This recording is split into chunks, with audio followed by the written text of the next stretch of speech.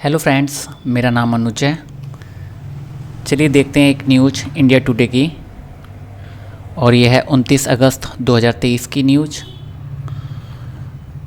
तो यहाँ पे दिल्ली हाई कोर्ट ने कहा है कि वुमेन की इंसल्ट करना, किसी औरत की बेइज्जती करना मतलब अपमान करना, उसकी मॉडेस्टी का आउटरेजिंग करना नहीं है।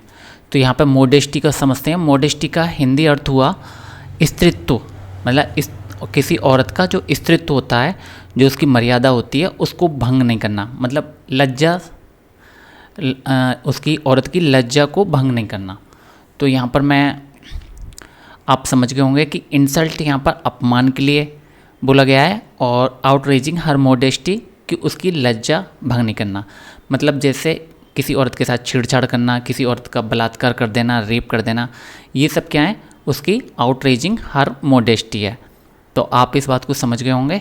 चलिए देखते हैं दिल्ली हाई कोर्ट ने क्या कहा मंगलवार को। दिल्ली हाई कोर्ट ने ये कहा कि किसी औरत के लिए गंदी औरत ये शब्द यूज करना इंसल्ट तो है, लेकिन उसकी लज्जा भंग करना नहीं है। तो यहाँ पर देखते हैं थोड़ा सा क्या मैटर था।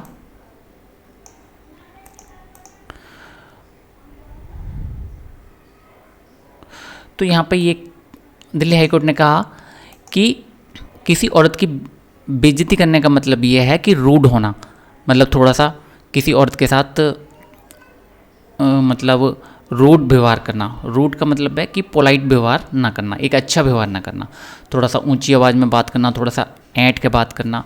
तो यहाँ पर ये कहा उन्होंने कि किसी औरत के साथ रूड व्यवहार करना किसी औरत की लज्जा भंग करने के बराबर नहीं है। और इस आदमी के ऊपर जो ट्रायल चल रहा था, किसी औरत को इस औरत को गंदी औरत कहने के लिए यहाँ पर इसने दिल्ली हाई कोर्ट ने उसको बंद कर दिया। उसके बाद हाई कोर्ट ने ये कहा कि जेंडर स्पेसिफिक लॉज का मतलब ये नहीं है कि वो एंटी अपोजिट जेंडर है, लॉ है, ठीक है। इनका मतलब ये है कि जो यूनिक इश्यू हैं, जो जेंडर स्पेसिफिक लॉज हैं, उनका जो मतलब है वो यूनिक इशू को सॉल्व करना है, न कि वो एंटी अपोजिट जेंडर हैं। ऐसा नहीं है कि वो जो महिलाओं के पक्ष में बने हुए कानून हैं वो पुरुष के खिलाफ हैं, पुरुष के खिलाफ नहीं है, बल्कि जो कुछ खास मामले हैं उनको हैंडल करना है जेंडर स्पेसिफिक लॉज के अंतर्गत। तो उसके बाद हाईकोर्ट ने क्या बोला,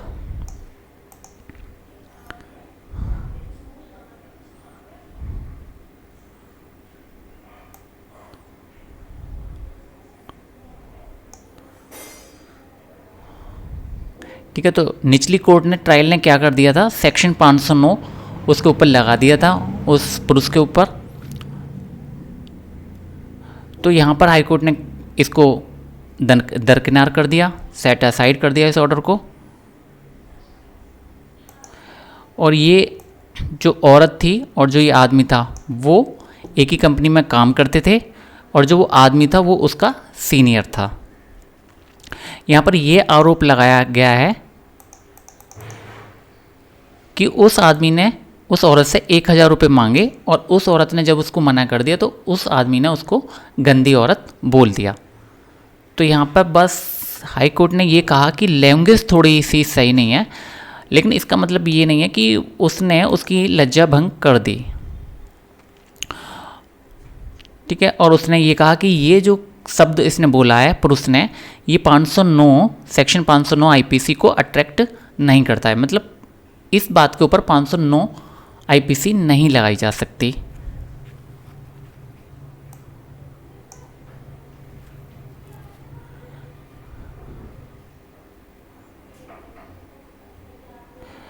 इसके बाद कोर्ट ने कहा कि अगर इस शब्द के अलावा उसने कुछ और भी बोला होता तो इससे हम अंदाज़ा लगा सकते कि क्या मैटर है, मॉडेस्टी का मैटर है या इंसल्ट का मैटर है। लेकिन सिर्फ एक इन्हीं शब्द से हम ये नहीं कह सकते कि किसी औरत की लज्जा भंग हुई है।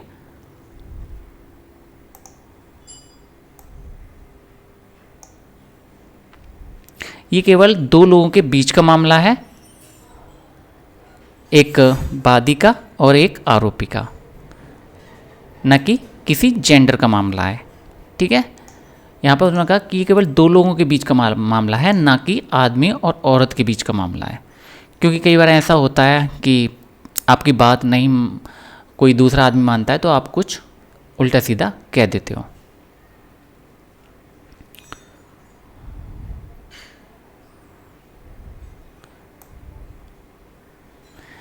कोर्ट ने कहा कि लैंग्वेज सही नहीं थी,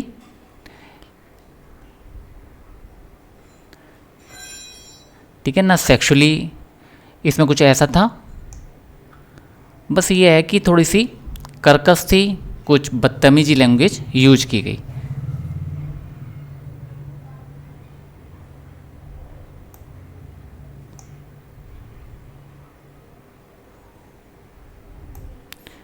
तो यहाँ पर यही है, दिल्ली कोर्ट ने यही कहा कि केवल किसी औरत को कुछ अपशब्द कह देना उसकी लज्जा भंग करने के बराबर नहीं है। केवल गंदी औरत कह देना ये रूड बिहेवियर है, मतलब थोड़ा रूड का मतलब है थोड़ा बदतमीजी वाला, ठीक है, जो मतलब एक सभ्य समाज में नहीं होना चाहिए। लेकिन इसका मतलब ये नहीं है कि उस आदमी ने इन शब्दों के द्वारा उसकी लज्जा को भंग कर दिया। तो काफ़ी अच्छा जजमेंट है। केवल यही ना होना चाहिए कि किसी औरत ने कुछ आरोप लगाया और पकड़ के आदमी को बंद कर दिया। तो दिल्ली हाई कोर्ट ने काफ़ी अच्छा फैसला दिया है, आप इसको गूगल में सर्च कर सकते हैं। और मैंने जो आपको रेफरेंस दिया है वो इंडिया टुडे से दिया है। तो इस वीडियो में इतना ही, थैंक यू।